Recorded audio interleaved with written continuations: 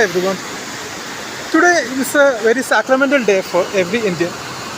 On 14th of August 1947, India's Constitutional Assembly was formed, and by midnight, that is August 15, India was declared an independent nation by our first Prime Minister Jawaharlal Nehru.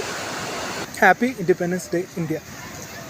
By February 28th of 1948, last members of the British Army, that is 1st Somerset Battalion, has left India.